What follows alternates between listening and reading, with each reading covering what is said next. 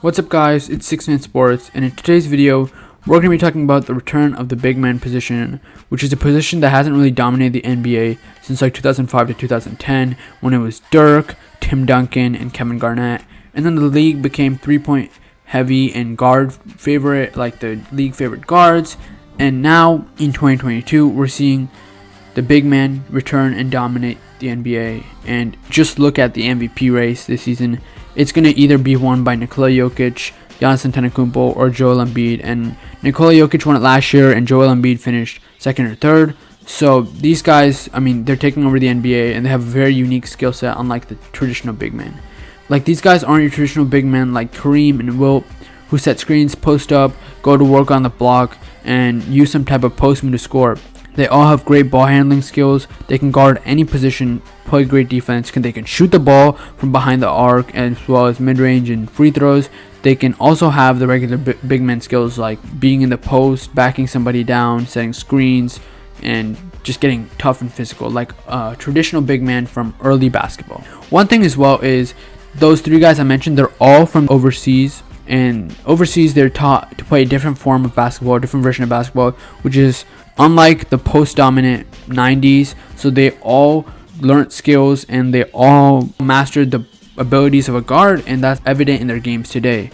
Last season, the Milwaukee Bucks, they were built around their star in Giannis Antetokounmpo. They won the NBA Finals. He won the Finals MVP. Like I mentioned, Jokic also won the league MVP. And this year's draft class just proves what I'm saying. You see many of the best rookies who are big men.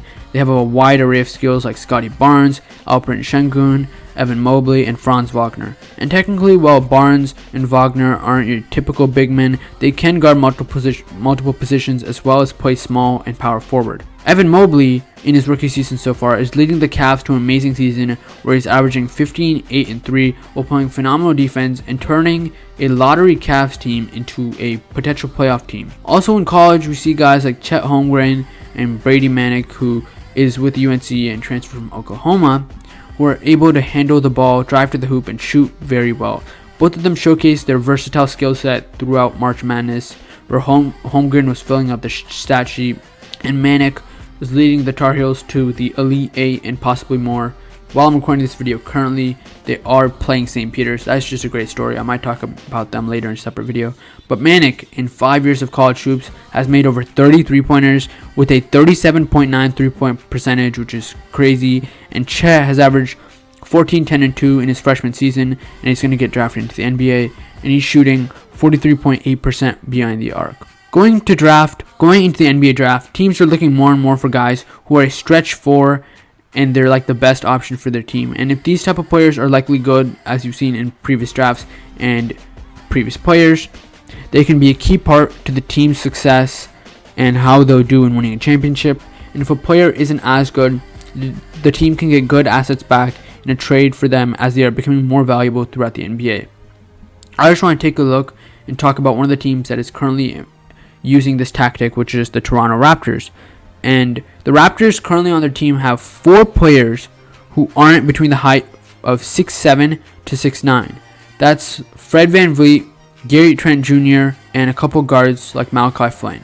But this is just a crazy stat because their tallest player is 6'9 or 6'10 as well. So this team, they have guards, they have small forwards who are super versatile like Scotty Barnes, OG Anunoby. Those guys have crazy big wingspans and they can defend any position, and they can play the 1, they can play the 5, and they're just changing how the game of basketball is played with their great passing, their great shooting. That's why the Raptors have been one of the most consistently good teams this year, and they've always been able to beat some of the best teams because they have great hustle defense, they can shoot really well, and they bring a unique skill set that many teams don't have in a lot of players. If they have this type of skill set in like 1 or 2 players, like they can put on a fight. But the Raptors, when they have this in like 6 or 7 of their players who can shoot, play great defense, spread the floor, and just pass and do everything you need from your ideal basketball player all in one, while have a good height and have a great wingspan, it's going to be hard to beat. And that's why the Raptors have many players averaging over 15 points or just 10 points, and not really a one main star who's averaging 30 or high 20 points. So the Raptors are kind of building the formula for how the NBA will be in the future, and I think the Raptors have a good shot of making some waves in the future. And one thing especially about this year's draft class, if I didn't mention, the big men are very good at defense, playmaking, and they just make all the right reads. I mean, people are calling Alperen Sengun the next baby Jokic, or the next Jokic, but they're calling him baby Jokic right now, and he's been making some great passes and just really doing good for a Houston Rockets team that has a bright future. But one last thing before I end off the video, I'm just going to be talking about the change in 3-point percentage and 3-pointers made per season by big men, because that's just really going to show you how the league has shifted and how the big man position especially has shifted.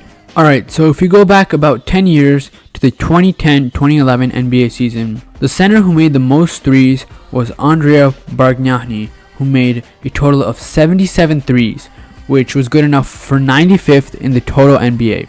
If we go back to last season, which is 10 years from that date, the center with the most threes was Nikola Vucevic, who made a total of 176 threes, so 100 more, and that was good enough for 16th in the whole entire NBA.